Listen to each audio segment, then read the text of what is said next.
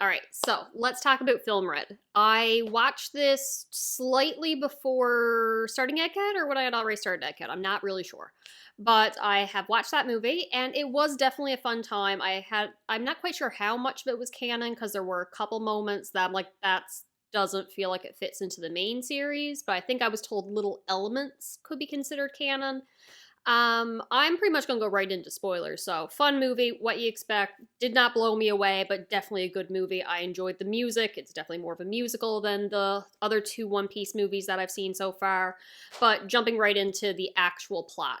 The I guess main part of it was spoiled for me like on release date. Keep in mind, I had everything One Piece blocked on TikTok, and I had made my feed that it was almost no One Piece. I would flick away as soon as it came up, so I was trying to avoid spoilers for the main series as much as possible. And then on my For You page, what comes up is someone talking about the movie, and normally they're good for, hey, spoilers coming up. No, I didn't even know they were talking about One Piece. It's just Shanks' daughter for the new One Piece movie is the antagonist. And I'm like, Shanks has a daughter and they're the villain. What the hell?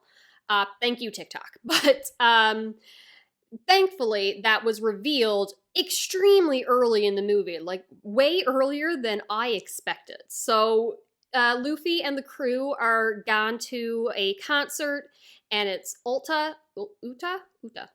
I'm very bad with names, despite me having watched the movie and heard it being pronounced. Anyway, the she sings her song. It's wonderful. Luffy jumps up on stage and is like, "Hey, do you remember me?" She's just like, "Luffy, it's you." Give each other a hug, and apparently they have been best friends, or friends at least, back when Shanks used to come to his village, and she was with him. She was the musician of the crew of the red-haired pirates, and they had all these little competitions, and they were great friends. And I'm going with that's not canon because otherwise, why wouldn't it have been set up before? But I thought it was very sweet. I like their little competitions of eating food while like a dog or bull or something is charging at them, and she keeps messing him up, offering a drink to slow him down so she'll win and get hit by the approaching animal.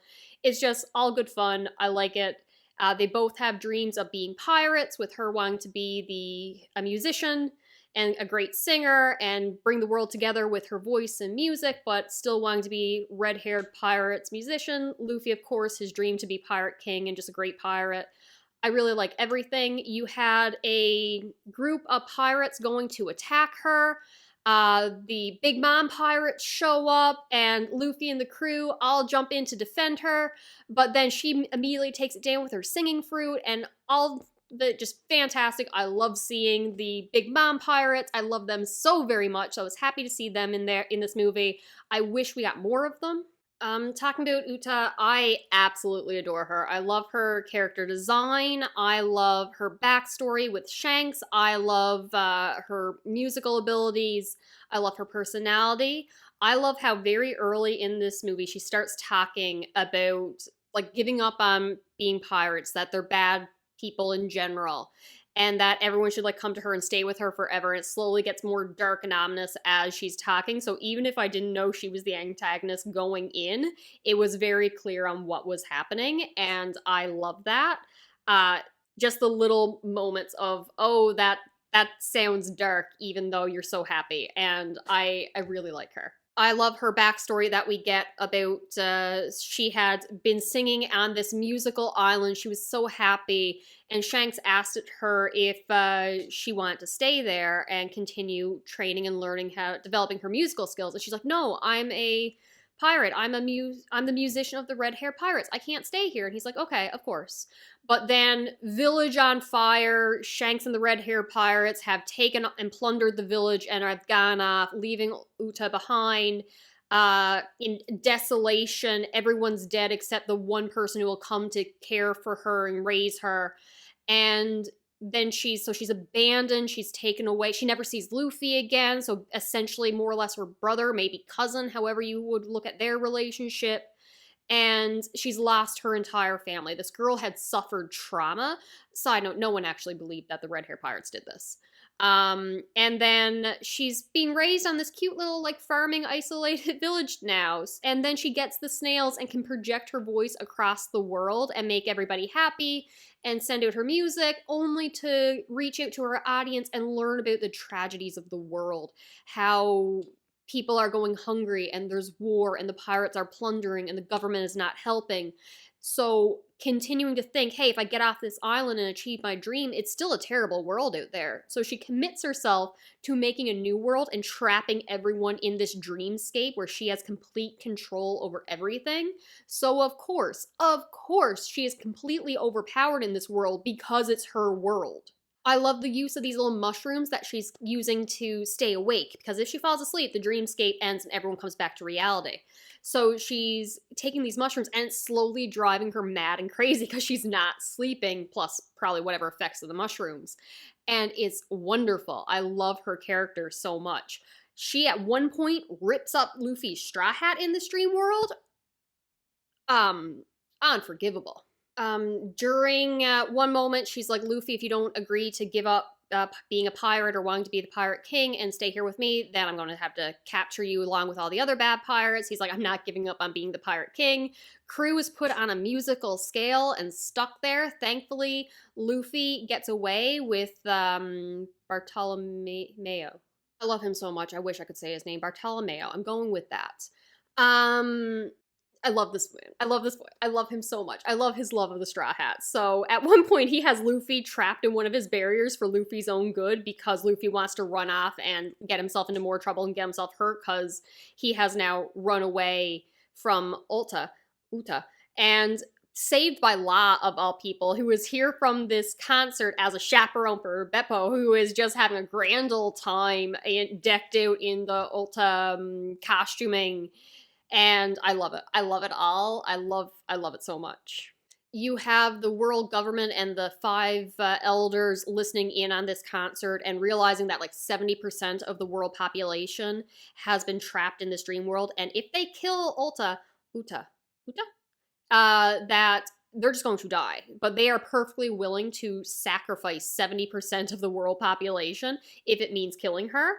And Magma Bastard has sent, I think it's Kizaru and Fujitora, so those two admirals, to go deal with the situation. And at one point in time, the red hair pirates eventually show up. I was so happy for the amount of time we got Shanks and the red hair pirates in this movie. So you have the pirates defending these, because the people from the concert are all unconscious, but Uta is controlling them, making them rise up zombie-ish style and controlling them to attack, and the pirates are refusing to attack the civilians.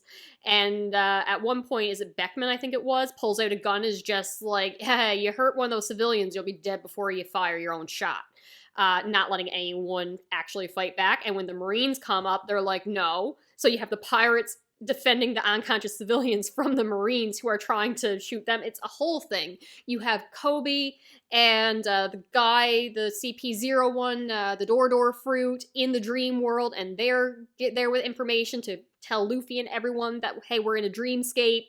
You have Robin looking for information, because Brook, I gotta talk about Brook. I'm all out of order. When they were up on the musical scale, Brook got them down by singing Do, Re, Mi, Fa, Sol, La, Ti, Do, whatever it is, to get them released. And why didn't we have Brook in a musical battle against Uta? That would have been great. I wanted him in a musical battle. Speaking of Robin, before she went off to research what's the history of this island and everything that happened, she just looks gorgeous, by the way. I love her design in this movie. I love it so very much, even before she got put in like the pirates get up, that the transformation in the dream world. We learn that it wasn't the red-haired pirates that attacked the village, to nobody's surprise. I did think it was the Marines for whatever reason. Sue me, I thought the government was to blame. But really, it was the fact that the people of the island did not want Uta to leave, because she's so good at singing. So they had her singing all these pages over and over again all night long, and then some demony mystical papers ended up, which caused her to summon a demony monstery looking thing, which destroyed everything. But because she was a child, she was fatigued. fell asleep and then canceled everything, but not till after everyone had been killed. And Shanks didn't want her to live with that kind of knowledge, so he took the blame, left her there to be raised, and said just make her a good musician, don't tell her the truth about what happened here. And to nobody's surprise, actually to my surprise a little bit, Uta had actually learned about all this and realized she was to blame, further traumatizing herself. And now she is summoning the monster once again, but it's connecting the two worlds. So if they attack simultaneously in the real world and the dream world, they can escape. So it's Usopp's dad and Usopp are able to form a connection, and that is so sweet. And it takes a little bit of time, but after Usopp's just like, Dad, is that you? And his dad's just like, took you long enough. And they start coordinating attacks, and it's wonderful. You have Katakuri and his link with Branch. Again, not overly needed. I wanted more Katakuri. I wanted more of the Big Mom Pirates. You have Shanks and Luffy, and they're fighting together in parallel worlds. It's great. I love Uta in the real world slowly becoming more unhinged and traumatized as like the Marines are shooting and one of the civilians gets shot and she runs to them trying to heal him and needs a medic, and she's so sad. This girl is traumatized. And Shanks doing everything he can to protect her and saying how he's failed her. He tried his best, but he failed her in protecting her from all this trauma around her. I love that when they are finally able to break the demony thing, it's only after they've already been consumed, so they don't reappear in the real world. So even afterwards, Uta had to come to pretty much her senses and realize what she's doing is wrong. And it's like, I can't go to sleep because Shanks is trying to give her a potion because she's going to die from all the mushrooms and staying awake too long if she doesn't get some sleep. He's like, here, take this now, please. My daughter, take this. And she's like, I need to sing to bring everyone back. And that final song to bring everyone back to reality, it's an absolute delight. And she's like half unconscious. The Marines are surrounding them. My favorite moment in, okay, at least top 3 for all the movies, but my favorite moment in this movie is Shanks holding his daughter and the 2 admirals coming up and being like, all right, she has to die. It's too powerful. We can't allow her to exist in this world. And Shanks is just like, she is my daughter. If you want to come after her, you are going to die. Prepare to die. Haki on leash. People drop seeing his Conqueror's Haki. I am floored. I love that moment. Oh, I love that moment. The ending I'm a little bit hesitant with. So Luffy wakes up back on the Sunny, which is now the Sunny again, by the way. It turned into a personified character for no reason other than it was cute in the dream world. And he sees Shanks and them sailing away with what looks like a coffin, sort of hinting that Uta had died. But this is Oda. Dude, one, no body, no death, and 2, it's One Piece. Death does not mean death. They could just be injured and will come back later. They also have a flashback of her being found in like a treasure chest on an island. And apparently, I don't know if this was even in the movie or if because I totally watched a legal copy online and not one just random that I found that may have been missing a scene. But when I was looking up what parts were canon, it had mentioned that Shanks was found in a treasure chest by Rogers, so similar to how he had found her. And I'm just like, did I miss that part of the movie? When was that? That should have been in there. I apologize if I missed that part of the movie. They also mention the whatever family, who it's the people who were in the last chapter of the manga. So I'm assuming they were talking about Shanks in terms of that bloodline, so his connection with the Celestial Dragons. I'm very excited to see how all this plays out. I really love the music. I had such a fun time with this. Still not my favorite One Piece movie. I think One Piece Does Horror is still my favorite, but I was very pleased. It was a really fun time. I wish I had been caught up so I could have watched this in theaters, but no buts. I wish I could have seen this in theaters. All right. I think that's everything. I will talk to you later. Bye.